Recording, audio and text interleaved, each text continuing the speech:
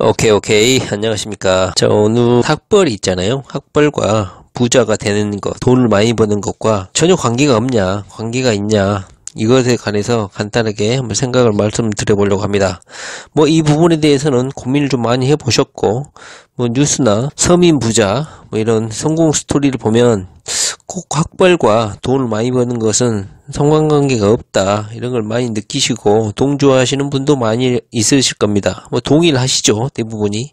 그리고 동창회를 하거나 실제적으로 이런 모임에 가보면 금시계를 차고 금목걸이를 하고 좀 외모 삐까뻔쩍하고 하는 애들 보면은 전부 다 중고등학교 때 별로 공부도 열심히 하지 않았던 친구들이 돈을 좀 많이 벌었죠. 그러나 의외로 공부를 잘했거나 이렇게 성실했던 애들이 오히려 고만고만한 직장에서 그냥 일반인 사회생활 꾸역꾸역 먹고 사는 정도의 수준으로 살고 있어서 많이 비교가 되고 거의 일반화된 상식으로 굳어지고 있는 것 같습니다.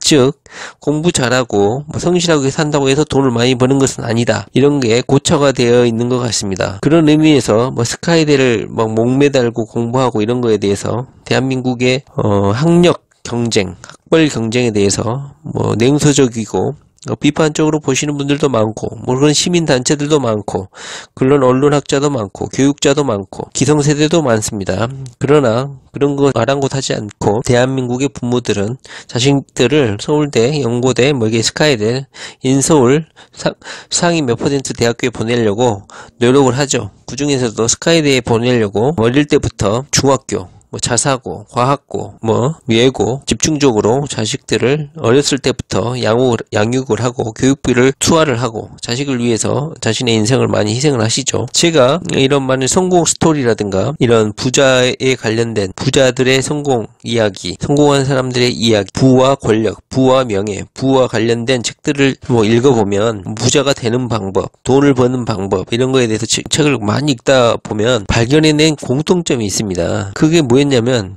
학벌하고 돈하고는 상관관계가 없다, 이렇게 말하는 책이 대부분이었습니다. 자, 그런데 저는 그러면서 드는 얘가 스티브 잡스니, 빌 게이츠니, 마크 저커버그니, 그다음에 마윈이니, 이런 사람들이 변변하게 대학 졸업도 하지 않고 중퇴자다, 그럼에도 크게 돈을 벌었다, 창조적인 아이디어로 돈을 벌었다. 그러므로 돈을 벌려면 학벌이나 지식이 아니라 무슨 상상력이나 창의적인 아이디어, 인문학적인 융합적 사고가 중요하다, 이런 추상적인 이야기를 합니다. 자, 여러분들 동의하십니까?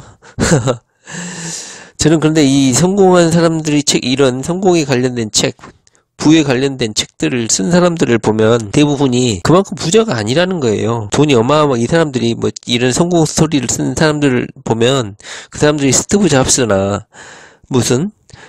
마크 저커버그나 빌 게이츠나 이 정도 수준으로 돈이 있는 사람들이 이런 부에 관련된 책을 쓰면서 이런 비평을 한다는 것이에요. 저는 이런 뻘소리가 제일 듣기 싫어요. 자, 우리나라에서는 학벌이 좋을수록 돈 많이 법니다. 왜 거짓말 하는지 모르겠어요. 부모들이 멍청이가 아니에요. 연고대, 서울대, 스카이대, 좋은 대학교 갈수록 돈을 많이 벌 수 있는 구조예요. 왜 이것을 부정하려 하는지 이해가 되지 않습니다. 대부분 이렇게 정주영이나 이런 고리타분한 이야기를 하시는 분들이 많아요.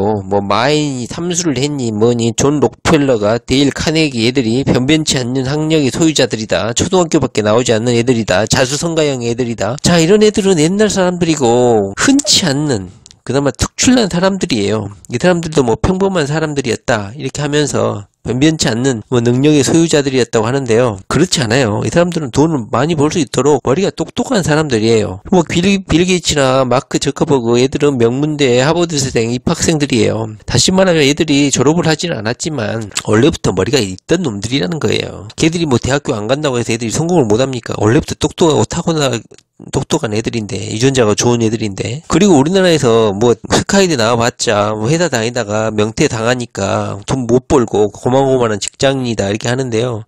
스카이대 나오면요, 좋은 직장을 가고 좋은 회사 가가지고 중견급이나 회사 내부에서 경쟁해서 승진할 수 있어요. 스펙이 엄청 좋고 자격증이라든가 이런 거 다들 종이 조각이라고 부에 관련된 책 보면 스펙 쌓느라고 버리는 돈, 자격증 따느라 버리는 돈, 이러면서 되게 무시하는 이런 내용들이 되게 많은데요.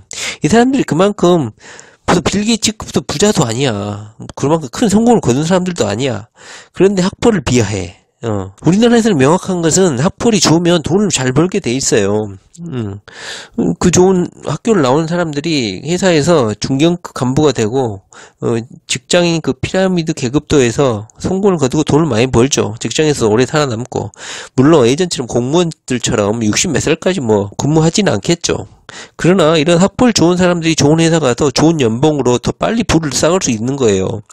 빨리 은퇴한다고 해서 뭐 돈을 많이 못 번다, 이런 고정관념을 가지시면 안 된다는 것입니다. 이런 뭐 정주영이나 이런 케이스 듣는 소리를 들으면 깝깝할 노릇입니다. 정주영이 뭐 초등학교도 못 나오고 회복이나 했어, 이런 말 빌려가지고 우리도 정주영처럼 하면은 성공할 수 있다, 이딴 소리를 하는데요. 아, 진짜 이거는 그냥 책을 위한 책인 것 같습니다. 이런 글들을 보면 한심할 뿐입니다. 물론 명문대 나와가지고 공무원 공부하는 사람도 있죠. 그런 경우를 빼고 대부분의 경우 스카이대 나오고 좋은 학벌 쌓고 스펙이 화려하면 좋은 회사 가고 좋은 자리에서 돈 많이 법니다. 물론 은퇴를 언제 할지는 모르겠지만 뭐 10년만 일을 해도 일반 회사 중소기업에 돈 200만원씩 벌어갖고 10년 버는 것보다 좋은 회사 가가지고 연봉 세잖아요. 스카이대 나오면 연봉 5천에서 1억 받습니다. 10년만 벌어도 평생 먹을 투자 자금 확보할 수 있는 거예요. 대한민국에서 학벌, 스카이, 좋은 대학교, 좋은 스펙을 쌓으면 돈 많이 법니다. 이 사실을 부정하지 않았으면 좋겠습니다. 이런 책들 보면 정말 짜증납니다. 스펙 좋고 좋은 학벌 나오는 사람이 돈 많이 법니다. 이 현실을 부정하면 안 되겠습니다. 중고등학교 시절에 놀면서 공부 안 했는데 동창회 때 뭐 돈 많이 버는 것처럼 해서 나온 애들이 나이 장년 되고 나이 들어서도 돈 많이 버는 거, 지속적으로 돈 많이 버는 거 못 봤습니다. 다 그렇게 끌렁끌렁 하다가 젊었을 때 돈 좀 벌었다가 중장년 때 그냥 고만고만하게 살다 가난하게 사는 거 많이 봤습니다. 그리고 이렇게 부자 관련된 책을 쓰면서 학벌이 뭐 꼭 부와 연결되는 것은 아니다, 이런 사람들이 쓴 이런 책을 쓰는 사람들을 보면 명문대 출신의 작가들도 아니에요. 저자들이 명문대를 나온 것도 아니야. 이런 애들이 뭐 학벌이 좋다고 해서 돈을 많이 버는 건 아니다, 이런 궤변을 늘어놓고 있습니다. 스카이대 나온 애들이 이런 책을 쓰면 설득력이라도 되고 이해라도 되겠는데, 이런 스카이대도 나오지 않고 학벌도 좋지 않은 애들이 꼭 뭐 학벌이 돈을 벌어주는 것은 아니다, 이런 심포도 이야기를 하고 있습니다. 자, 학벌이 좋으면 돈 많이 법니다. 이걸 부정하시면 안 됩니다. 여러분들도 이런 궤변에 놀아나시면 안 됩니다. 자녀들 학벌 좋은 자녀로 키워야 됩니다. 경쟁 대열에서 뭐 경쟁을 하지 말라고 하는데요. 경쟁 대열에서 물론 경쟁하지 않는 사업을 발굴하거나 차기적인 아이템으로 어떤 자신만의 영역을 구축할 수는 있죠. 그러나 학벌이나 이런 스펙이 좋을수록 그런 기회도 많이 찾아오고 그런 기회를 더 발굴할 수 있는 여건도 더 조성이 됩니다. 어떤 제안을 하더라도 학벌을 봅니다. 그래서 정부 지원금도 더 잘 지원받습니다. 학벌이 가져다주는 영향력, 파급력, 우월한 점유력, 이런 것들을 절대 무시할 수 없는 것입니다. 꼭 학벌이 좋지 않은 애들이 학벌이 곧 돈을 벌어다 주는 것은 아니다. 혹시 주변에 학벌이 좋은데 돈이 없는 애들 본 적 있습니까? 자, 이것이 진실입니다. 결론, 학벌은 돈을 벌어다 준다.